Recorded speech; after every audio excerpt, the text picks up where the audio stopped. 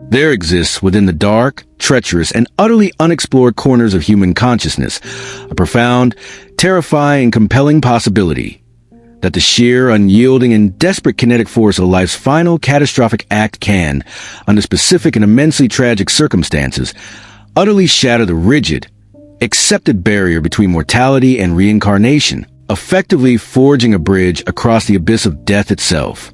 Some fundamental and deeply rooted memories, we theorize, do not merely cease with the abrupt cessation of breath or the terminal, violent crash of heavy military steel.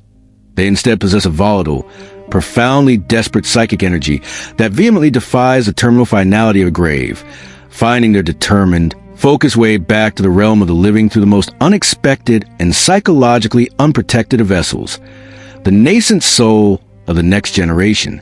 We, the careful chroniclers of the unseen and the clinically impossible, embark on intense, meticulous investigation into the most astonishing of these complex phenomena, tracing the spectral, heartbreaking return of fathers, brave soldiers who died heroically in classified military service, finding their way back to their own families as children born shortly after their catastrophic passing. These deeply personal narratives are far from light fiction designed merely for casual entertainment. They are intricate, detailed psychological profiles filled with profound, existential mystery, unparalleled human emotion, and startling, verifiable operational details ripped straight from the final, desperate, and officially suppressed moments of a distant, forgotten battlefield. Our intricate and deeply personal story begins not amidst the harrowing, chaotic fire of distant conflict, but within the seemingly quiet, utterly mundane expanse of suburban Colorado. Specifically, within the modest two-story, well-kept family home where 6-year-old Ethan Kaine leads an outwardly typical, emotionally sheltered life with his devoted mother, Amelia. Ethan, who was born only weeks after the official notification of his father's demise, has, of course, never had the opportunity to physically meet or know his father, Major Dalton Kaine, a highly decorated and intensely private Army Ranger who tragically perished 6 years prior during a fiercely classified overseas deployment in an event that was officially and unilaterally sealed by the Department of Defense under the pretext of maintaining national security.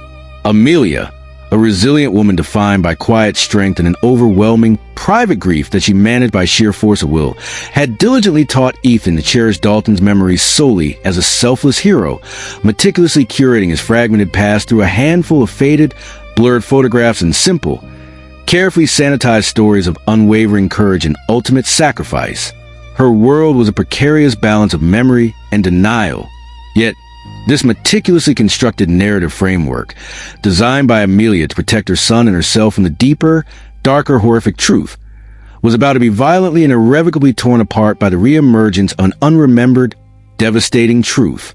What of a catastrophic, terminal memory, a specific sequence of overwhelming fear, blinding white light, and agonizing pain, was not merely a story passed down to filter grief and the passage of time, but rather a catastrophic, life-ending event recalled with perfect sensory clarity, because the consciousness, the very soul that experienced it, was now residing and desperately attempting to communicate within the child's newly formed neurological network. The implications were not just spiritual, they were neurological and military. The day the world changed for Amelia was a mundane setting of December 17th, 2025, a cold, sunny, typically uneventful afternoon in late autumn. Ethan was quietly occupied, sketching intensely on a living room rug, a common, habitual activity Amelia had always lovingly attributed to his slightly overactive, wild, and unfocused imagination.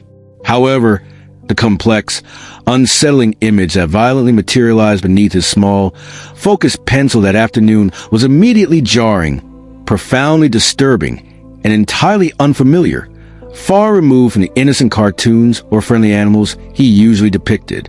It was an incredibly precise, intricate aerial schematic of a U.S. military Black Hawk helicopter, its rotor blades frozen mid-spin in a fatal, impossible trajectory, the entire metallic machine utterly engulfed in a flash of blinding white, heatless light that radiated pure kinetic energy, the wreckage crashing violently and fatally into the razor-sharp, jagged profile of a distant, arid canyon wall. The level of detail was forensic, utterly impossible for a 6-year-old. Amelia initially attempted to dismiss the chilling, unnerving accuracy of the drawing, desperately rationalizing away as merely a stray, complex image seen during a late-night television documentary about the intricacies of military operations. But her desperate psychological dismissal was definitively halted when Ethan slowly lifted his head, his bright, 6-year-old eyes suddenly holding a terrifying, unnerving clarity, a focused consciousness, immense psychological weight, an unusual, authoritative register that was demonstrably and profoundly not his own. The transformation was instant and chilling. "Mom," he whispered, his small, usually high-pitched voice transforming into an unnervingly deep, unfamiliar register that echoed with profound, final sense of military authority and command. Dalton says it wasn't the extreme heat of the environment that killed him or the helicopter systems. It was a sudden, catastrophic dust storm that instantly hid them all and the broken calms that deliberately silenced them. And he told me I have to find the ledger. The ledger knows everything about what truly happened on the ground. The cryptic, unfamiliar term, the ledger, meant absolutely nothing within the secure, safe confines of Amelia's private grief and domestic life. But the immediate, powerful reference to Dalton spoken with such unnerving intensity, coupled with a precise and technical reference to his official cause of death, shattered her remaining psychological composure. She knew the official military investigation report, the sterile, cold narrative that successfully kept the painful truth at bay, cited only a structural failure due to unmitigated extreme heat stress at high altitude. The crucial, specific operational details of the violent, unexpected dust storm and the deliberately broken comms were operational failures that had never, under any circumstances, been mentioned publicly or included in the official file released to the families. She realized with a sudden, devastating clarity that her son knew a forbidden truth. The true source of this impossible knowledge, this devastatingly specific operational detail, was not hidden away in a secret government vault.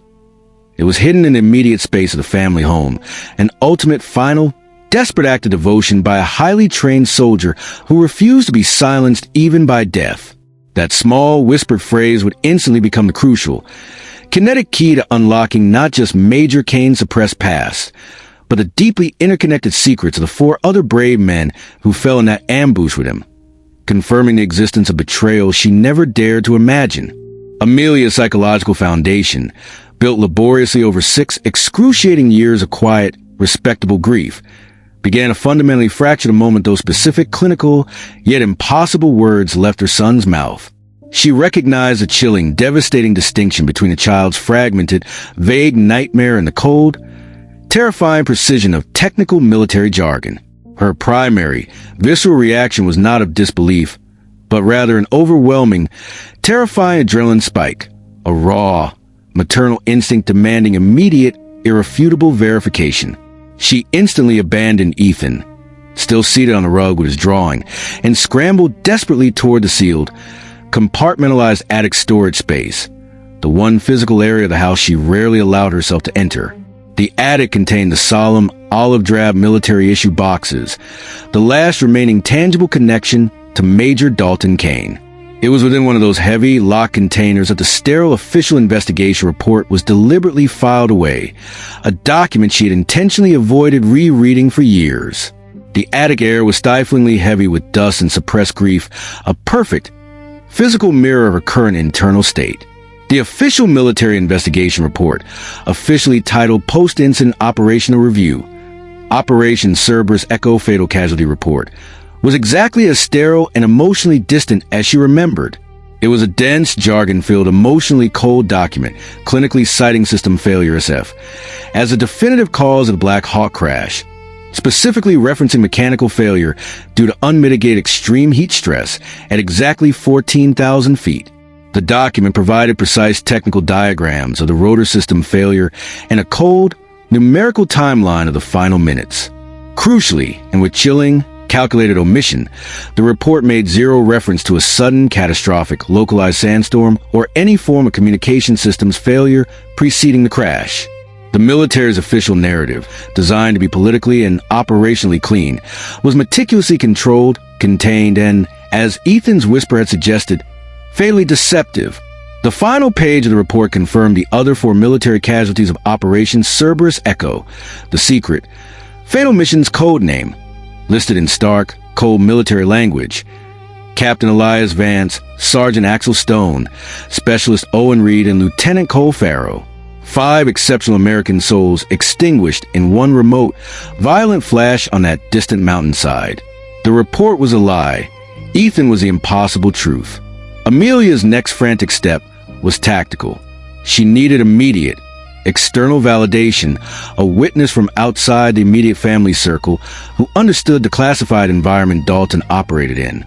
She hesitantly called her oldest, most trusted friend, Captain Ben Carteret, Dalton's former commanding officer and a man she still trusted implicitly, despite his early retirement. Ben's number, deeply filed in her phone, felt like the only anchor to her past.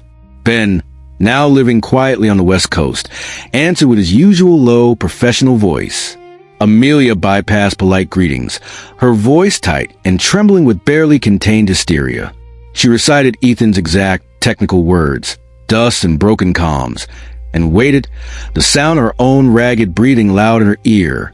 The heavy, agonizing silence that followed from Ben was immediate, deep, and absolute. It was the sound of a man who knew the unspeakable truth. "Amelia, where did you hear that exact phrasing?" Ben finally asked, his voice low, gravelly, and stripped of all professionalism.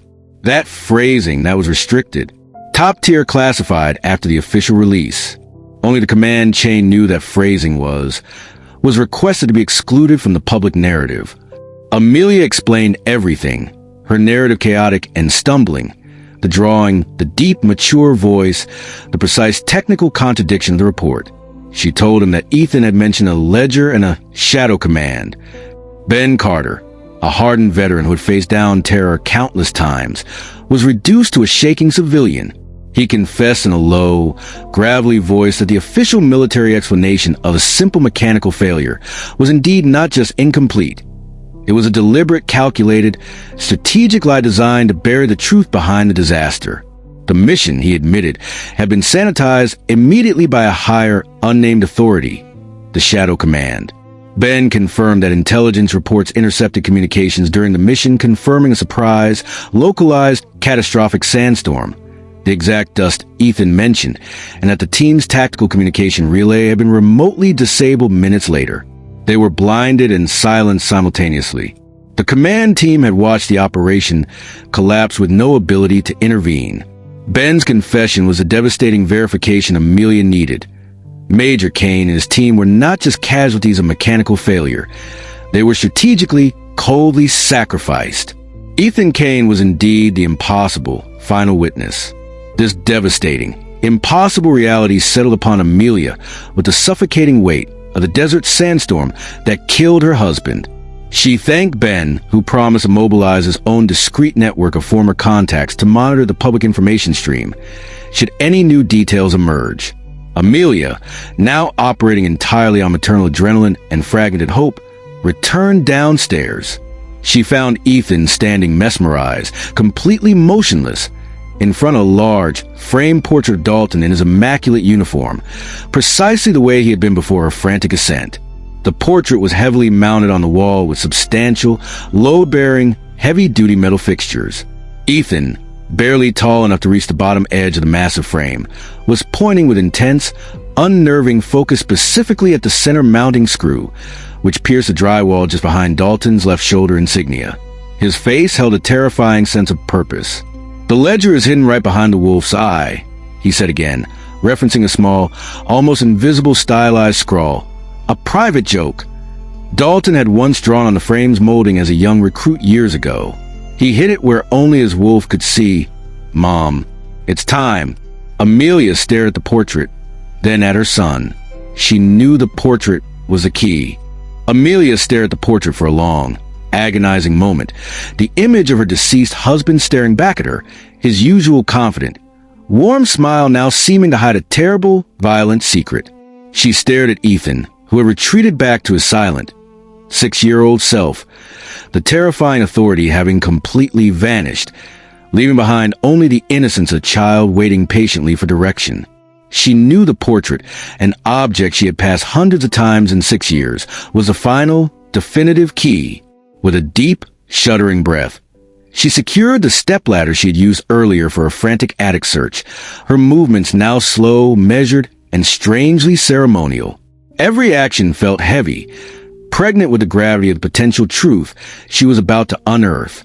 She worked carefully, methodically loosening the heavy-duty metal screws that anchored the frame to the wall. Her hands, accustomed to the gentle routines of motherhood, surprisingly strong and determined. The frame finally came free with a soft, final thud, revealing a large, bare patch of white sheetrock and the cold, structural reality of the wall behind it. There was no exposed safe, no complicated locking mechanism, just the stark, cold, fragile reality of a domestic wall.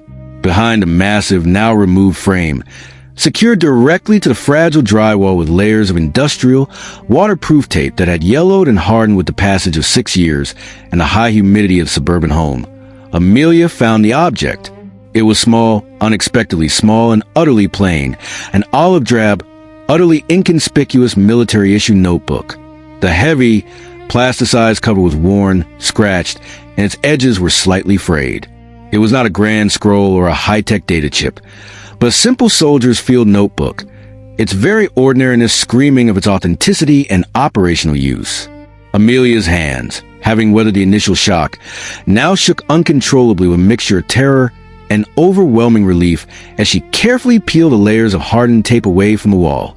The sudden, tangible weight of the small book, this ledger, felt immense, cold, and terrifying in her hands. This was unequivocally the ledger, the simple, physical link between her loving husband and the impossible memory now residing in her son. She carried the ledger to the kitchen table, the notebook resting heavily on the smooth, polished wood, juxtaposing violently with the brightly colored ceramic fruit bowl. She sat, swallowing the rising tide of pure adrenaline, and carefully opened the front cover. The interior was filled with minute, cramped, highly precise handwriting. It was exactly as Ethan had described, a dense, meticulously coded mission log, intricately detailed and filled with highly technical jargon, unit movements, and classified operational reports concerning the entire deployment phase, Operation Cerberus Echo. The early entries detailed strategic movements, supply allocations, and weather predictions for the Canyon region. Amelia's gaze swept over pages filled with grid coordinates and names she couldn't place. It was clearly her husband's handwriting, formal and disciplined, yet the content was impenetrable, a language of war she was never meant to understand. This operational log served as a testament to Major Kaine's immense professionalism, detailing the mission he undertook with unwavering focus. She flipped desperately past the coded segments, searching for a human connection, a name, a reference to her, or anything that spoke of the man she loved rather than the soldier he was. Finally, near the back, past the technical appendices and radio channel allocations, she found what she was looking for. The last page was different. It was separate from the official log, written not in careful military shorthand, but in a frantic, large scrawl that betrayed utter panic and desperation. The ink had smeared slightly, as if written quickly in a moving vehicle or amidst intense weather conditions, giving the final testimony a devastating, raw urgency. It was a final, damning entry, a confession, written in plain, unmistakable English. If you are reading this, I did not make it to the final phase of the operation. You must understand that this book contains the entire, unvarnished truth about the ambush. The mission was deliberately engineered to fail, a cold sacrifice executed because of the Shadow Command. They remotely cut the comms just before the unexpected, violent storm hit the canyon. They watched us go down. They let the dust take us. This was not an accident. It was a hit. The real human cost, the collateral damage they successfully covered up. 5 exceptional American soldiers. Vance, Stonereed, Farrow. I swear I tried to initiate emergency broadcast, but the override failed. Tell Amelia that my love for her is eternal and without regret. Tell them all to find the key. The direct, explosive reference to the Shadow Command, a deep Black Ops intelligence division long rumored in hushed military circles to exist, and explicit clinical confirmation that the communications were deliberately cut was not just a conspiracy theory anymore. It was now a massive, undeniable national security breach and a document of premeditated murder. The ledger confirmed Ben Carter's worst suspicions. Major Kaine and his team were not just casualties of mechanical failure. They were strategically sacrificed to protect a deeper, untold secret concerning the true objectives of Operation Cerberus Echo.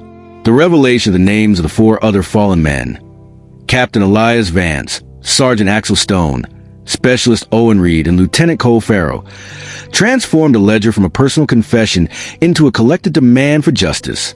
But the ledger held one more crucial, deeply cryptic piece of information that chilled Amelia to her core.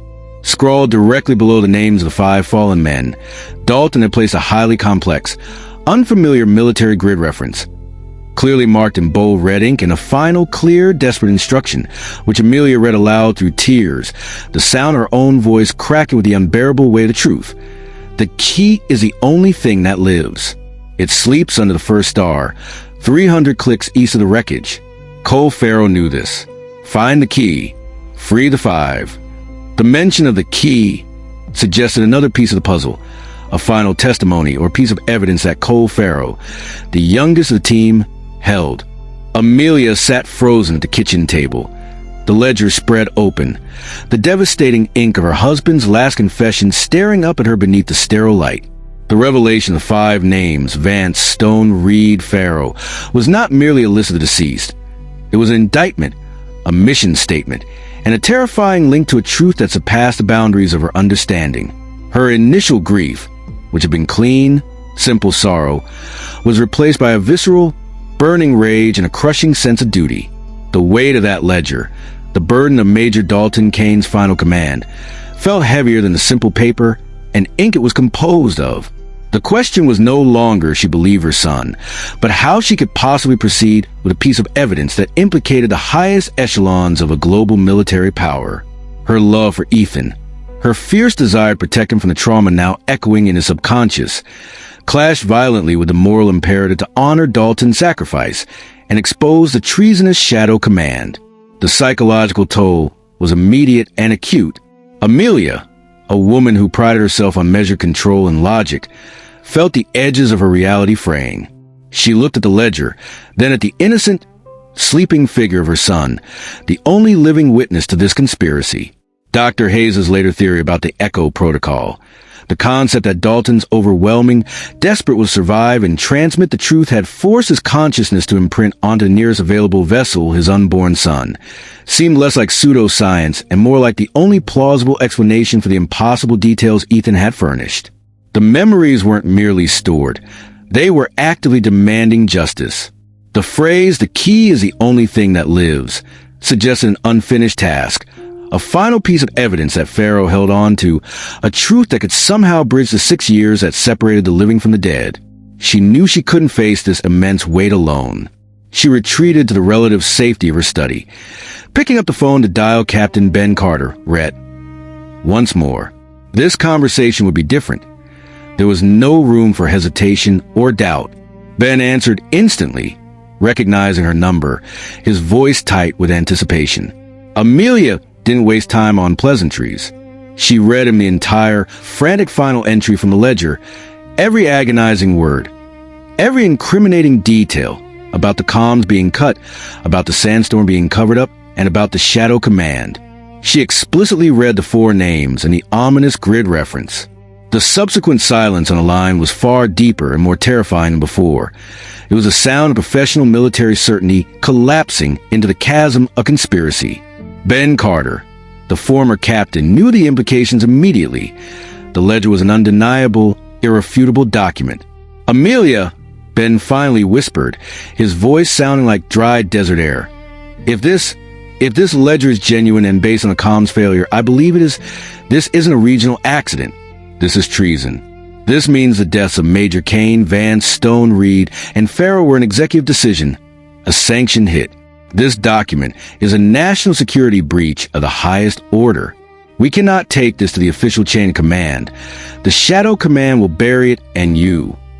Ben immediately mobilized his private, highly discreet network of former colleagues, specialists in forensic intelligence, counter-surveillance, and classified document review. He didn't reveal the ledger's full provenance, maintaining the narrative that it was an intercepted field report. Within hours, the ledger's text was circulating through back channels, bypassing the Shadow Command's immediate control. The reaction was exactly what Ben had feared. Sheer, unadulterated terror within the clandestine military structure. The names, the date, and the operational codename Cerberus Echo were too specific to be disregarded.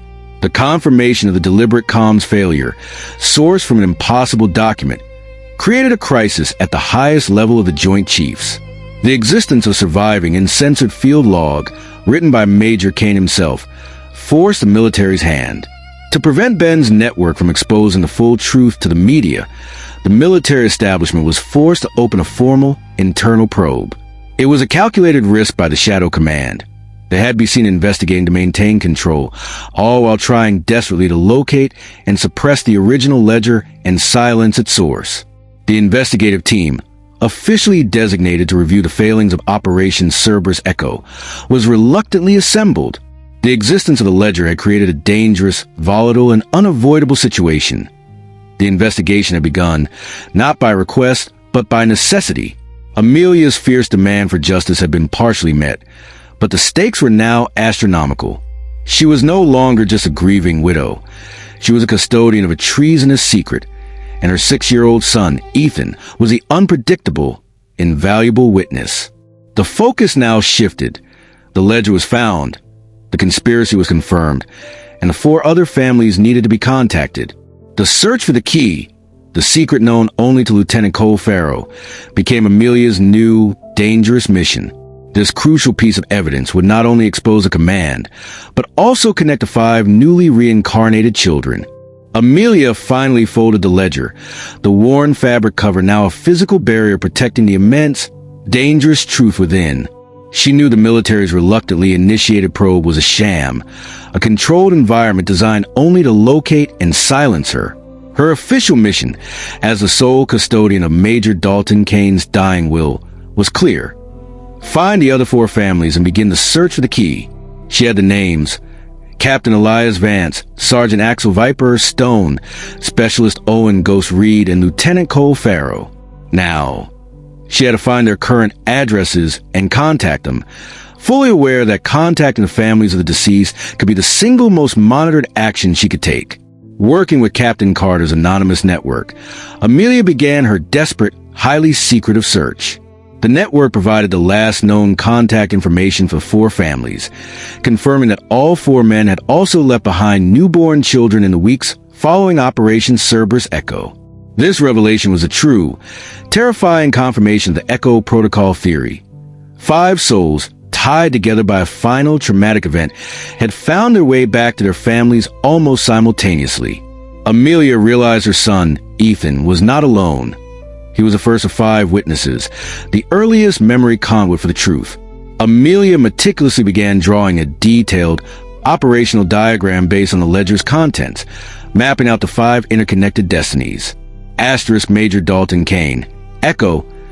Ethan the leader, the chronicler. His legacy was the ledger itself, the undeniable, treasonous proof that forced the investigation. His role was complete. He delivered the evidence. Asterisk Captain Elias Vance. Echo. Child be the emotional code.